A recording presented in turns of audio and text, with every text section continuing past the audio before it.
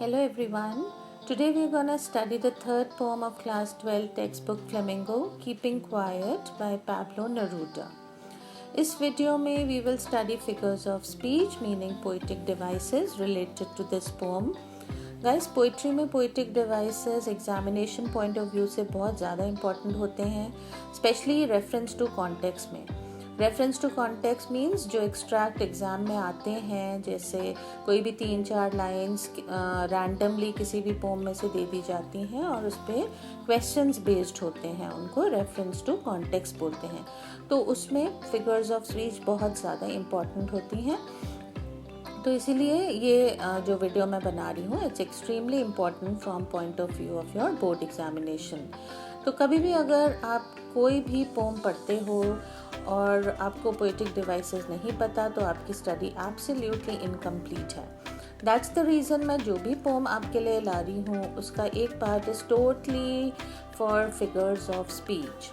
इस पोम के बाकी डिटेल्स जैसे about the poet, about the pome, background क्या है, सेंट्रल आइडिया जिसे थीम भी बोलते हैं, justification of title, message conveyed, explanation etcetera इस पोम के पार्ट 2 and 3 में आपको मिलेगा.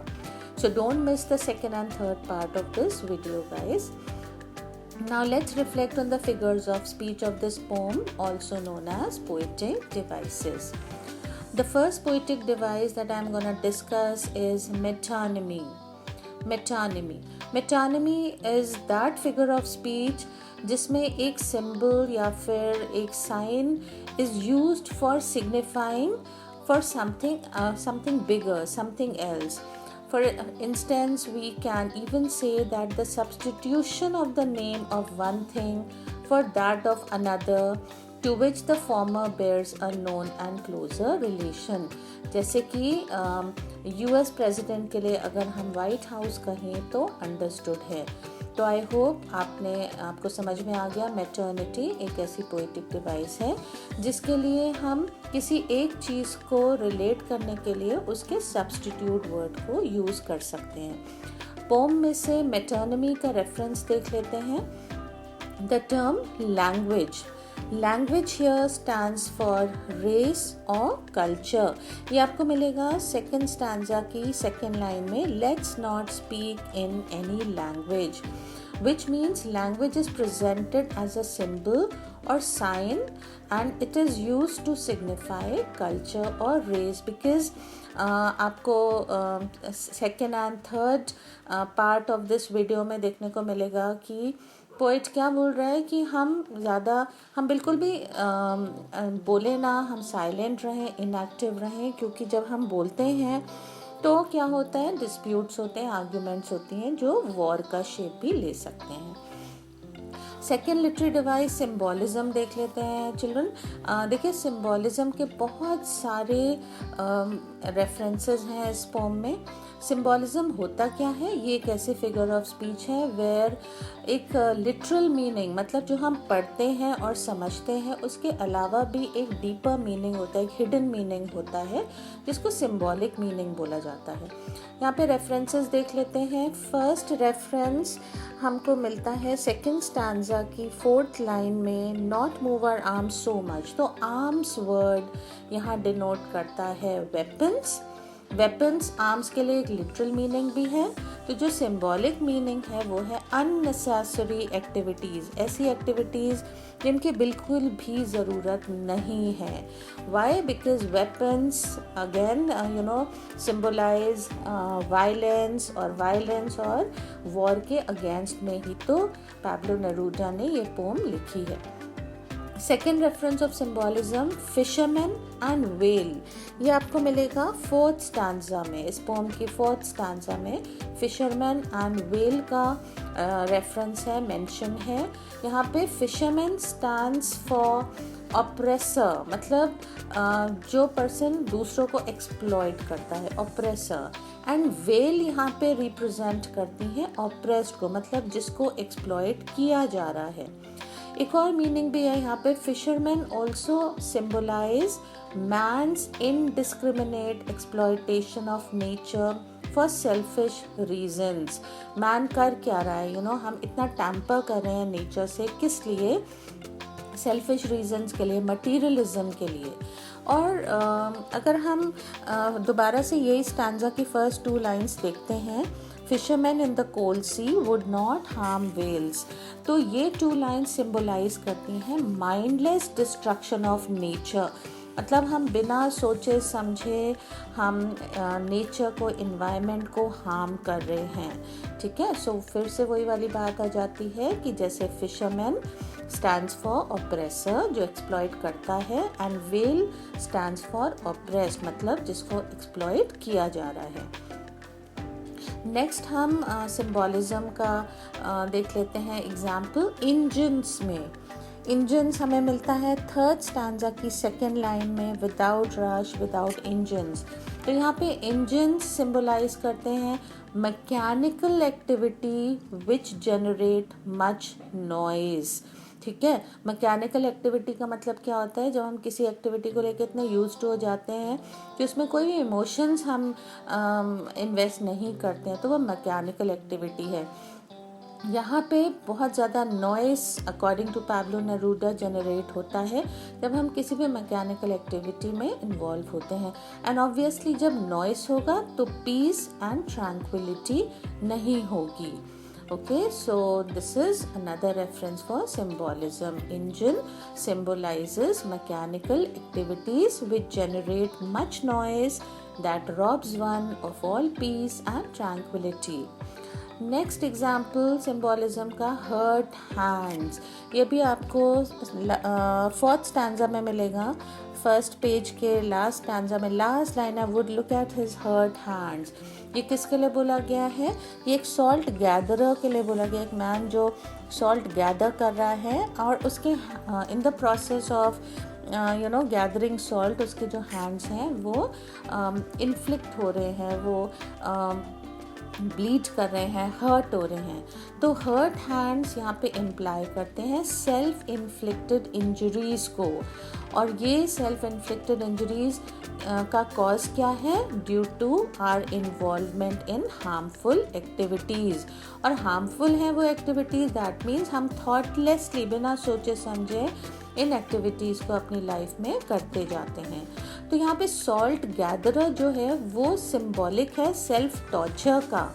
ओके, तो हम ऐसी एक्टिविटीज़ में अकॉर्डिंग टू नेरूदा इन्वॉल्व ना हो जिससे कि हम अपने आप को टॉर्चर करें। Next example children, clean clothes. Clean clothes symbolize करते हैं पीस, या हम ये भी बोल सकते हैं that the term clean clothes symbolizes purity of soul. Okay, so Neruda क्या बोल रहा है? He is propagating the fact that we all should live peacefully and comfortably with unity and brotherhood. तो इसलिए वो बोल रहा है कि हमारे जो सोल्स हैं they should be pure. Pure means we should not have hatred for each other on the basis of caste, creed, language, territory and religion. Okay, the next example of symbolism is the term 12 in the very first line of the poem. Now we will count to 12. ये count to 12 signify करती है day and night cycle को, है ना। 12 hours day के and 12 hours night के, 12 + 12 24 hours का होता है ना एक साइकिल। तो 12 आवर्स ऑन द क्लॉक को भी बोल सकते हैं हम, और simply a measure of time. उसके साथ ही we can even say that there are 12 months in a year. So basically count to 12 signifies measure of time. Next example is shade. So shade symbolise करता है comfort या piece को। ये आपका जो 2nd पेज है उसका जो टॉप मोस्ट स्टैंजा है वहाँ पे आपको देखने को मिलेगा, in the shade doing nothing. So according to the poet ये एक आइडियल सिचुएशन है जहाँ पे सब मिलजुल कर रहते हैं with a lot of love and understanding. Next example of symbolism is modern hectic life. ये रिप्रेजेंट करती है, या हम बोल सकते हैं modern hectic life represents, it's symbolic of a world of growth and progress. जब हम इन्वायरमेंटल इश्यूज़ की बात करते हैं कि इन्वायरमेंटल डिग्रेडेशन जब हो रहा है, तो एक्चुअली वो हो क्यों रहा है, उसका बेसिक रीज़न, जो मेन रीज़न है वो यही है क्योंकि man is trying to get more and more advanced, तो ग्रो करना चाहता है। और तो टेक्नोलॉजी जैसे जैसे एडवांस हो रही है, man is moving ahead and getting advance, तो हम क्या कर रहे हैं, हम एनवायरनमेंट को हार्म कर रहे हैं in the process. Next very important example of symbolism is earth. अर्थ को इन्वोक किया गया है एज अ लिविंग सिंबल। ये 2 लाइन्स हम देखते हैं, when everything seems dead and later proves to be alive. So this expression seems dead is symbolic of inactivity that appears to mark the earth if seen from a distance. Means ऐसा लगता है कि अर्थ बहुत silent है, और actually silent है, but ऐसा लगता है कि earth is dead, but it's not dead. वो साइलेंटली लाइफ को नर्चर कर रही है। ये बहुत ही ब्यूटीफुल एग्जाम्पल है जो पाब्लो नेरूडा ने अपनी पोम में इंक्लूड किया है, बिकॉज एक बहुत स्ट्रॉन्ग मैसेज रिसाउंड हो रहा है थ्रू क्वाइटनेस ऑफ अर्थ, कि उसके स्टिलनेस के कवर में एक्चुअली बहुत सी लाइफ नर्चर की जा रही है। एंड इन द प्रोसेस यहाँ पे एक मैसेज भी कन्वेड है that we should also look within ourselves for strength. So seems dead means it appears lifeless and still. Let's move on to the next poetic device, alliteration. Alliteration क्या होता है? ये एक ऐसी literary device है जो reflect करती है repetition of 2 or more nearby words. मतलब 2 या उससे ज़्यादा बार जब same sound, same consonant sound repeat होता है, तो हम बोलते हैं alliteration. और alliteration does not refer to the repetition of consonant letters that begin words, but यहाँ पे letters की बात नहीं हो रही है, repetition of letters नहीं, बल्कि sound same होना चाहिए. For example, sudden strangeness, यहाँ पे s sound is repeated, his hurt hands, her sound repeat हुई है यहाँ पे, age sound, and then clean clothes में आप देखोगे क sound, clean clothes, क sound is repeated. So ये 3 examples हमें यहाँ पे alliteration के भी मिल जाते हैं. Next figure of speech is invocation. Now invocation is a poetic device जिसमें कोई अपील की जाती है, ठीक है, calling upon for assistance. So यहाँ पे invocation का example हमें first 2 lines में ही मिल जाता है. Now we will count to 12 and we will all keep still. तो poet क्या कर रहा है? Poet is pleading to shut all activities. Next example of figure of speech is oxymoron. Oxymoron एक ऐसा figure of speech है जिसमें apparently contradictory terms appear together. For example, dead, alive, बिल्कुल contradictory है ना, opposite है dead, alive. ये दोनों words contradictory words जब एक साथ use होते हैं उसे oxymoron बोलते हैं. देख लेते हैं कौन सी लाइन्स में यूज हुए हैं. As when everything seems dead and later proves to be alive. Next figure of speech guys is personification. अब personification वो literary device है जिसमें किसी inanimate object को, मतलब non living thing को या animals को human traits, human attributes दिए जाते हैं, human qualities दी जाती हैं. तो यहाँ पे personification used है अर्थ के लिए. अर्थ को personified किया गया है क्योंकि अर्थ को एक टीचर की तरह प्रेजेंट किया है. अर्थ is given the human attribute of teaching. So earth teaches us the lesson of preserving and resurrecting life. और हम देखते हैं कि अर्थ हमें और क्या सिखा रही है कि कैसे न्यू लाइफ इमर्ज करती है from the Ashes of the dead remains. मैं फिर से रिपीट कर रही हूँ कि अर्थ का जो एग्जाम्पल है वो बहुत ज़्यादा इम्पॉर्टेंट है from the point of view of examination. उसके बाद हम देखते हैं next figure of speech employed is irony.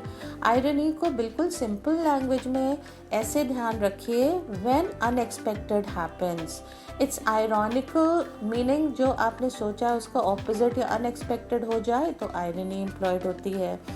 There would be no victory, यहाँ पे जो रेफरेंस है ये आपको मिलेगा इस लाइन में, victory with no survivors, meaning war होगा, ठीक है, एक कंट्री शायद विन करेगी, एक कंट्री लूज करेगी, लेकिन सेलिब्रेट करने के लिए कोई भी नहीं होगा, because everybody would be dead अगर वॉर दोबारा होता है।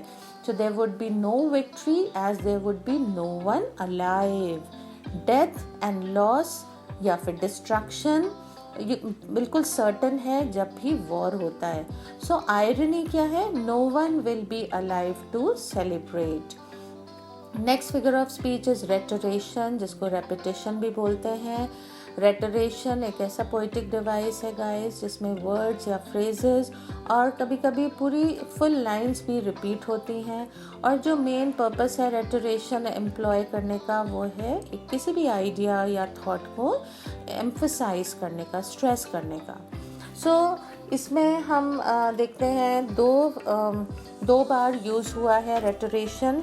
एक तो थर्ड स्टैंजा में है विदाउट रश विदाउट इंजन, सो यहाँ पे विदाउट वर्ड यूज़ हुआ है। तो जब विदाउट वो बोल रहा है यहाँ पे without rush without engine, what he is actually propagating is कि कोई भी एक्टिविटी मत करो, सब कुछ बंद कर दो and sit back to introspect yourself. Then second stanza में लेट्स वर्ड यूज हुआ है, let's not speak in any language, let's stop for 1 second, ठीक है। So the word let's actually creates a bond with the reader and to emphasize his point of course. Let's हम कब बोलते हैं, जैसे हम आपस में आप फ्रेंड से बोलते हैं ना, let's go for a movie, let's have tiffin, let's have a burger, है। तो लेट्स का मतलब ये है कि there is an activity which we are going to do together out of love. Okay children, then next figure of speech employed is enjambment. enjambment एक ऐसी literary device है जिसमें एक आइडिया या फिर thought is carried over to the next line बिना किसी grammatical pause के। मतलब एक लाइन से दूसरी लाइन या तीसरी लाइन या चौथी लाइन में सेम थॉट चल रहा है और किसी भी एंड के किसी भी लाइन के एंड में कोई पंक्चुएशन मार्क नहीं है, full stop, comma, semi colon, colon कुछ नहीं है, तो उसको एन्जैम्पमेंट बोलते हैं। तो जहाँ लाइन के एंड में कोई पंक्चुएशन मार्क नहीं होता वहाँ एन्जैम्पमेंट एम्प्लॉयड होता है। यहाँ पे अगर आप देखोगे फोर्थ स्टैंजा से अगर हम स्टार्ट करें, fisherman in the cold sea would not harm whales and the man gathering salt would look at his hurt hands, would put on clean clothes, walk about their brothers in the shade। ये पूरा एक continuation में है ये thought, है ना। Perhaps a huge silence might interrupt this sadness of never understanding ourselves and of threatening ourselves with death। ये second example है enjambment का। कंटिन्यूएशन में एक थॉट है और किसी भी लाइन के एंड में कोई भी पंक्चुएशन मार्क नहीं है, so we say that it is enjambment that is being employed here. Next figure of speech is metaphor. Of course metaphor एक ऐसी figure of speech होती है जिसमें comparison होता है। Again earth जो term use है, earth का जो example use किया है उसमें metaphor भी employed है। क्यों? Because again earth को compare किया गया है एक teacher से, as it teaches us that silence is productive। So we have seen so many figures of speech that are employed in this poem here today children. That's all for today. I'll sign off here and insist इस video का part 2 and 3 ज़रूर देखें for all the extremely important details and explanation।